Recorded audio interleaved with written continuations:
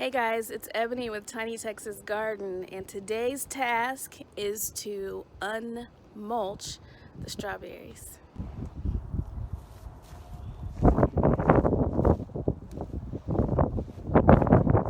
Okay, hopefully you guys can see at least a decent amount of the bed.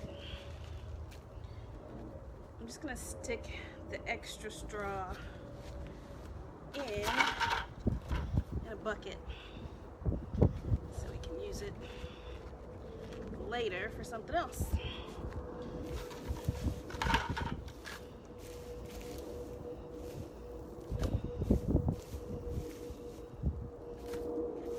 Look at my babies, wake up!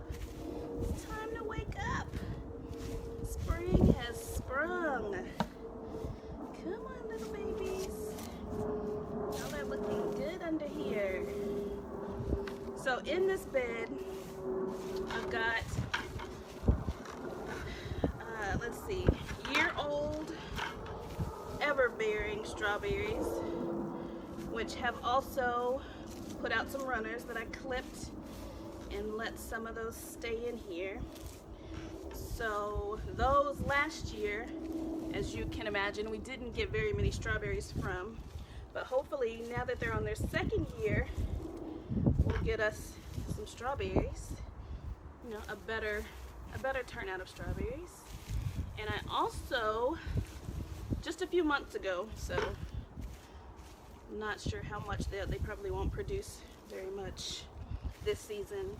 I also stuck in some ever-bearing strawberries. Did I say that backwards? So the older ones are June-bearing, meaning they all pretty much put out at the same time and then they're done. And the ones that I just stuck in recently are ever-bearing, so that we'll start getting some that will fruit for a longer amount of time. Guys, do you see what I see? Some of these already have strawberries on them. Do you see that? Oh my gosh, I'm gonna have to get you a close-up when I'm done. That's exciting. And to think I was at all concerned that these wouldn't make it. Now, I will tell you, I'm a little concerned about one thing, and those are pests. So we've got the fence around to block them from birds, and well, really the fence is mostly about the rabbits. But the other day I sadly, very sadly, saw what looked to be rat or mouse droppings. I don't know how you would keep those types of tiny pests out of a strawberry patch. So I might be very sad and not actually get to eat my strawberries. But one thing at a time. First thing we're gonna do is even just try to give these strawberries a chance to survive. Let them see the sun. It's kind of like digging for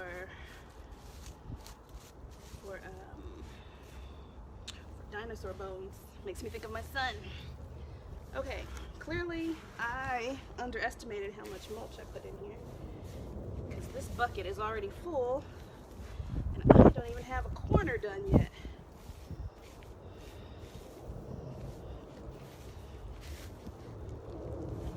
Look at that, there's already little strawberries on these plants.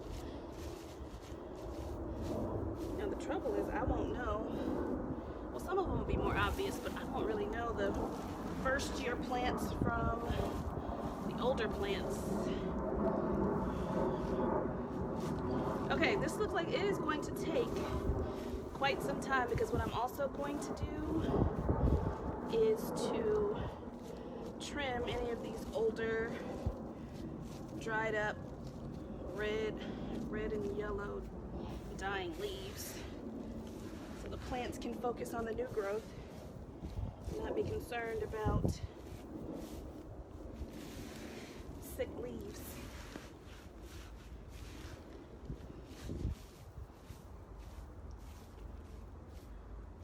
probably stop talking now, crank this out, and then show you my results when I'm done.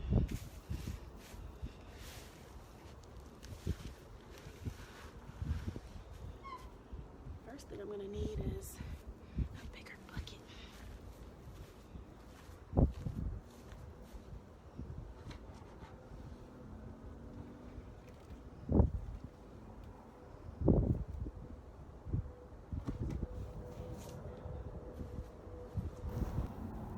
Okay, so this is the final result.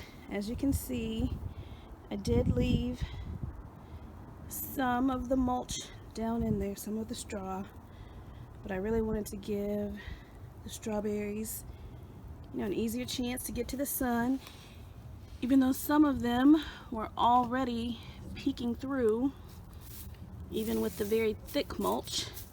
And you can see plenty of them already had berries on them, even despite being 4 inches under in the mulch. So I do need to deal with the ants. There were, or is, yeah, you see down in there, can you see? You can't see, but take my word for it, there are ants that are living right in here, so I'll need to do something about them. But I'm feeling pretty good. Hopefully we'll get an abundance of strawberries this year. Talk to you guys later.